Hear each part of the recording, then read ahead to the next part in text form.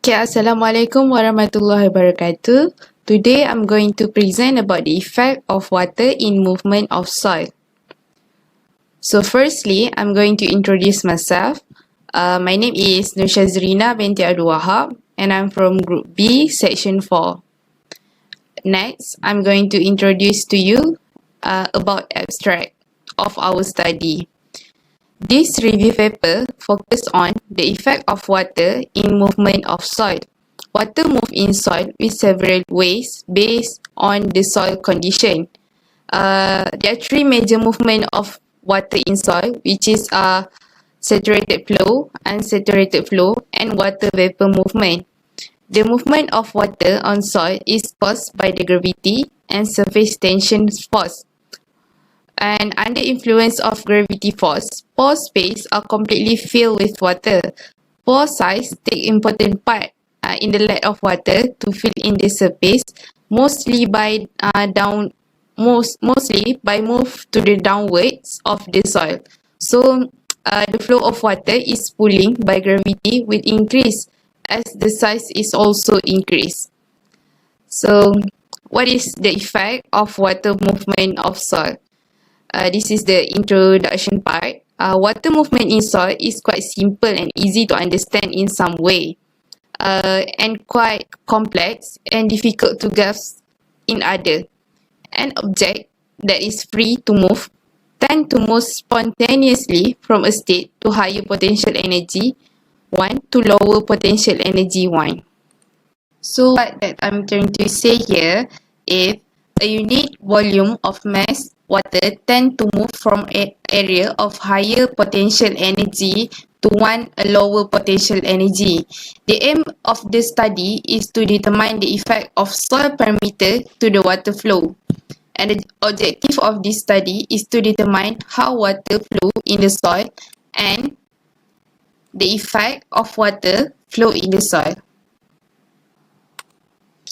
Okay, so next, the soil composition. The soil particles seem to touch each other, but in reality, they have space in between. These space are called pore. As you can see in the diagram, this one is the soil particle, and this one is air void. This one is root from the plant and trees, and this one is water. Water can flow through this can flow through this area, through this space. So after irrigation of rainfall, the pore in between the soil particle is mainly filled with water. And next, I'm going to present about the soil texture. The amount of sand, silt, and clay present in the soil determine the soil texture. Coarse texture soil, sand is predominant, sandy soil. In a medium texture soil, silt is predominant, loamy soil. And in the fine texture soil, clay is a predominant. As you can see in the table, this is the name of the particle, gravel. The size of limit is larger than 1, and we can obviously distinguish with our eye. And then next is sand. Okay, is sand.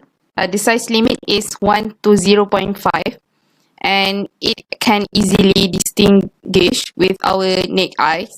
And silt is 0.5 to 0.002 and barely can be seen. Clay is less than 0.002 and impossible to be seen. Okay, next I'm going to introduce about the soil structure part.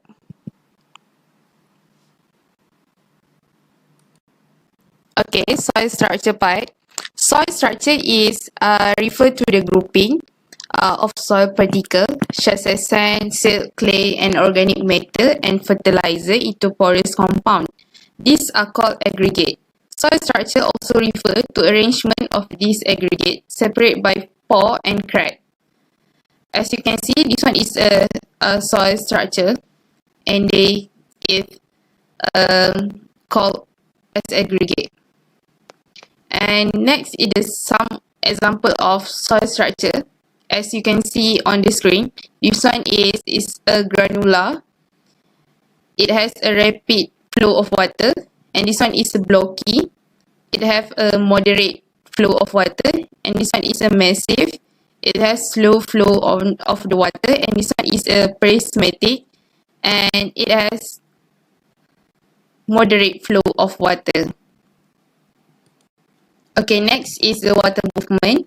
The force of gravity is one of the factors that give a difference in the potential energy of a unit of water in the soil. Just as water, a higher elevation on a straight tank to run down to a lower elevation due to gravity. So water in soil tend to move downward due to a gravity. And the second factor is attraction of the soil surface for water.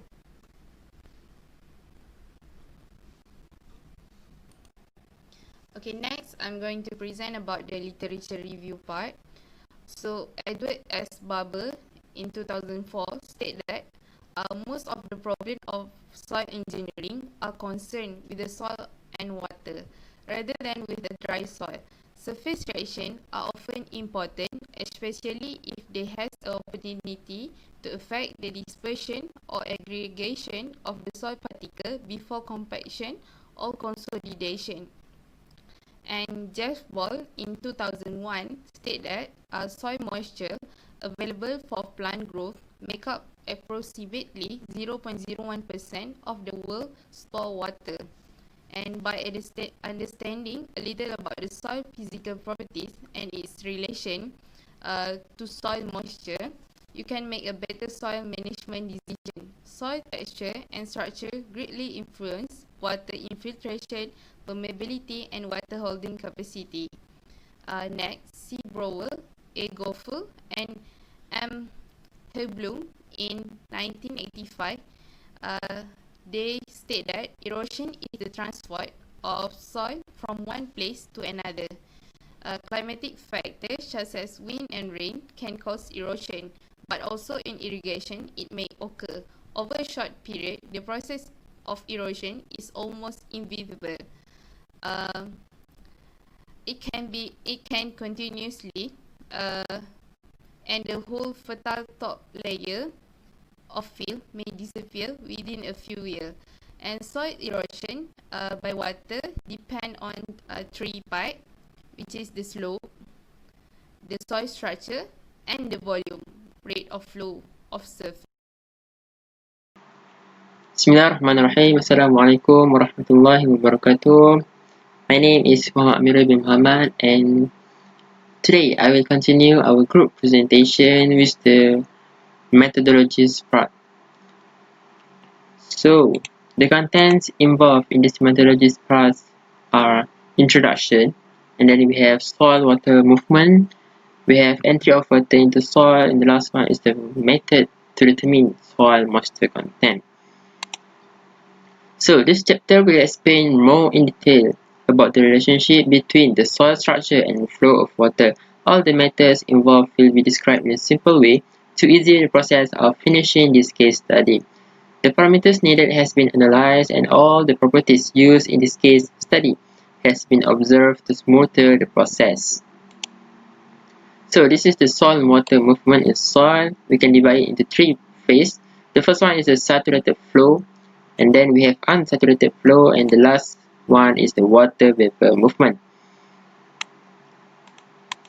So for the saturated flow, it happens when the soil pores are filled with water. It begins with infiltration, which is water movement into soil when rain or irrigation water is on the soil's face. So when the soil profile is wetted, the movement of water flowing through the wetted soil is termed percolation. So gravitational force are the main driving force for saturated water flow. The direction of saturated water flow is usually downward, and upward saturated flow water is very limited because the force is gravity hinders the upward flow. So the termiticides are subjected to the same movement in soil. So for the unsaturated flow, it will move toward the region of lower potential. In a uniform soil, this means that water moves from wetter to dry areas.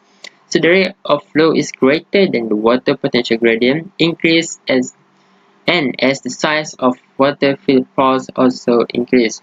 So the higher the percentage of water in the moist soil, the greater the suction gradient and the more rapid in the delivery. So water flows from pores in wet zone to pores in drier zones. So water under unsaturated conditions can move downward, horizontally and also upward. So depending on the position of the drier soil zone in relation to the wetter soil zone. And then we move to the water vapor movement. So the movement of water vapor from source takes place in two ways, which is internal movement where the change from liquid to an external movement. It is the phenomenon occurs at the land surface and the resulting vapor is lost to the atmosphere by diffusion and also convection. So the greater this difference, the more rapid the diffusion and the greater is the transfer of water vapor during a unit period. So this is the picture shows how the water vapor movement through the soil. And then we go through the entry of water into soil. So the entry of water into soil can be divided into four methods. The first method is the infiltration rate. We have gravitational flow, evaporation, and also percolation. So for the infiltration rate, it refers to the downward entry or movement of water into the soil surface. The soil surface with vegetative cover has more infiltration rate than bare soil. So warm soils absorb more water than colder ones. So coarse surface texture, granular structure, and high organic matter content in the surface soil and help to increase infiltration. So to conclude, infiltration rate is comparatively lower in wet soils than dry soils. So for the gravitational flow of water by gravity is important in the rapid removal of excess water and the return of air through the system. So gravitational flow, often referred to as saturated flow, occurs in the micropores of the soil and only occurs when the moisture content of the soil rises above field capacity. So when gravitational flow is restricted, it is necessary to install artificial drainage system. So removal of gravitational water, however, does not remove any water of value in the production of grass. So for the next method is evaporation. Water movement is not limited to downward movement nor to movement in the liquid phase. Evaporation of water requires that water be present in the soil at the evaporation site. It also requires a substantial source of energy to convert liquid water to a vapor. Soon after infiltration, the soil surface is wet, so plenty of water is available at the surface. So in this early stage, the atmospheric demand or energy available to convert water vapor are most likely to limit the evaporation rate. So we go to the last method, which is the percolation. So the movement of water through a column of soil is called percolation. So it is important for two reasons, which are this is the only source of recharge of groundwater which can be used through wells for irrigation, and percolating waters carry plant nutrients down. So it's often out of reach of plant roots, whether in a dry region or sandy soils. So that's the methods how the water flow into the soil. And then we go through the method to determine the soil moisture content. So this is the flow method to determine the soil moisture content. So the first method, we use the gravimetric direct measurement of soil water content. And then we have provide electrical conductivity method, and also for the last method is suction method or equilibrium tension method. So all those three methods will be explained fully in the next slide. So this is the three methods that we spoke just now. So the first method is the gravimetric direct measurement of soil water content. So soil samples of about 50 grams are removed from the field with the best available tools such as shovels, spiral, and also bucket augers. So the soil sample should be placed immediately in a leak-proof, seamless, pre-weighed and identified container. As the samples will be placed in an oven, the container should be able to withstand high temperature without melting or losing significant mass. So the most common soil containers are aluminum cans, but non-metallic containers should be used if the samples are to be dried in microwave ovens in the laboratory. So if soil samples are to be transported for a considerable distance, tape should be used to seal the container to avoid moisture loss by evaporation. So the gravimetric method also drying it in an oven at 105 degrees Celsius until it loses no more weight. So the oven temperatures and drying time should be checked and reported. So lastly is determining the percentage of moisture. To conclude, that the gravimetric method is time-consuming and involves laborious process of sampling, weighing, and drying in laboratory. So we go to the second method, which is electrical conductivity method. So this method is based upon the change in electrical conductivity with change in soil moisture. So gypsum blocks is used inside of with two electrodes at a definite distance or apart used in this method. So these blocks require previous calibration for uniformity. So the blocks are buried in the soil at desired depth and the conductivity across the electrodes measured with a modified Wheatstone bridge. So these electrical measurements are affected by salt concentration in the soil solution and are not very helpful in soils with high soil contents. So that's for electrical and conductivity method. And then we go through the last method for determining the soil moisture content, which is suction method or known as equilibrium tension method. So this method measuring soil moisture potential in situ, which is field. Field tension meters measure the tension with which water is held in the soils. So it used in determining the need for irrigation.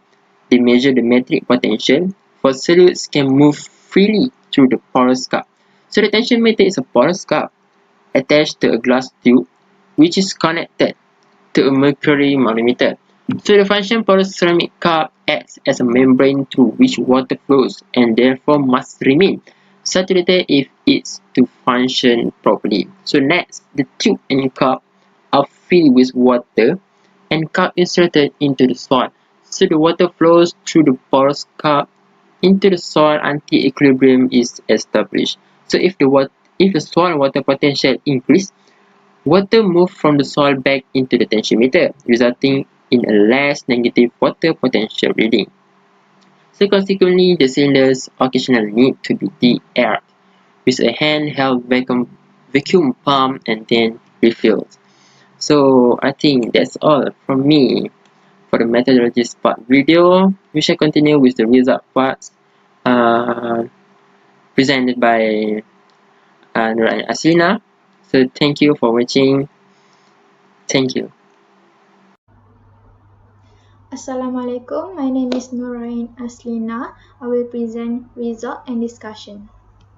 So first is movement of water in soil. There is three: gravity and surface tension force, infiltration and evaporation. First, gravity and surface tension force. There is unsaturated flow, saturated flow, and water vapor movement. For saturated flow, gravity force is driving force and it will increase as the pore size increase. For unsaturated condition, water will move downward, horizontal, or upward as long as it is from moist soil to dry soil. For water vapor movement, the driving force is vapor pressure gradient X. The greater the diffusion, the greater transfer of water vapor, as well as the void will also increase. For infiltration, capacity depends on different type of soil, which is sand have a higher infiltration capacities. The granular soil, which is a soil structure, quickly infiltrates water, but massive and compact soil have slow infiltration rate. Coarse texture soil have large particles in which it has larger pores, so water will move and enter soil more easily, as well as it takes less time for water to infiltrate. Dry soil have a higher infiltration rate, meanwhile the wet soil have a low infiltration rate. So for evaporation, the process that affected by soil characteristic, tillage, and environmental interaction. So evaporation is largely vapor flow, and it can be proven from the small percentage of conductivity.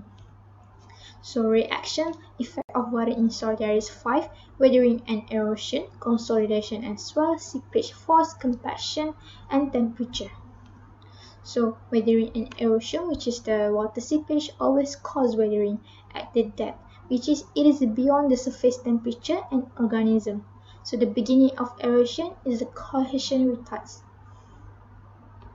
So consolidation and swell, as the volume decreases when a load is applied to confined soil. So rate of consolidation is controlled by escape of air and water.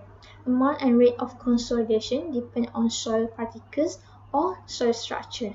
So swell retard effect to elasticity lost by dissipation into less dense part of non-uniform structure, but it did not cause any reduction to highly dispersed soils. Seepage force, buoyancy reduces when water table is lower, and it also occurs to settlement. So water is forced upward, and tendency of vibratory load to lose saturated sand result in temporary quick condition. Pore water pressure is reduced as the volume of soil increase, which led the strength to temporarily increase. Compaction, when load is applied, moisture increases and the density decreases, in which air permeability is very small and need the exudation of water. Formation of shear force lead into continued impact compaction beyond the optimum. Poor mixing or expansion from needing compaction may lead to non-uniform distribution of moisture. Temperature, so the pressure develops when there are no volume change in heat with mixture of air and water, which is the maximum pressure for no air is called freezing point. Soil moisture content relate to seasonal change or longer term of climatic variation, which is it is affected the engineering performance of clay deposits. Density, consistency, and strength of soil influenced by moisture content. It affects the swelling, in shrinkage, and consolidation along with permeability of soil. So the reduction in porosity lead into decrease of moisture content. An increase in water content also changes the strength of soil and decrease the amount of elasticity. So there's two factors govern the accumulation, migration, and distribution of groundwater, which is porosity and permeability. Porosity is affected by particle size distribution, degree of compaction and cementation, and mineralogical composition, which is the highest porosity have the same size, meanwhile the low porosity have a different size of grains. So for permeability is affected by uniformity of grains, stratification, amount of consolidation, and cementation are then good. So in a very permeable medium, there is a turbulent flow occur there. So permeability is directly proportional to unit weight of fluid and inversely proportional to viscosity. Pore fluids may result to deposition, and pore space might be blocked from small changes of temperature and pressure. So that's all for me. Thank you. Hello, welcome back with me again, Muhammad Mirul bin Muhammad. And now I was given the responsibility to end our group presentation. So far, I hope we will understand all the information that has been explained by our group presenter. So we are at the end of our presentation for conclusion and recommendation. But before we take a deep breath and relax for a while, and maybe we can take a short vacay to Hawaii. So without wasting time, let's go through the conclusion and recommendation. So in conclusion, this project mainly summarizes about how the process and effects of water when flowing through the soil. Strategies of those research had been made by group discussion and previous study to provide a good way on finishing the study. Geotechnical engineering has evolved and helped to solve many conventional problems that are encountered by the engineers in the field. Thus, there might be several recommendation ideas to ensure the good relationship between movement of water and also soils. For instance, maybe future direct current method used for movement of water through soil for drainage stabilization can be provided. Or otherwise, we can increase the friction of parts and also replacing the chemicals in soil. So it is depend on the geotechnical engineering to solve this problem. So lastly, we can conclude that the distribution of water and the arrangement of soil particles are as important as the overall composition, total moisture and density for our life. So I think that's all from us. So I hope you can rate us with 5 star and give us a higher marks for our group reports and also for our group presentation. So thank you again for watching our videos. Thank you and we love geotechnics.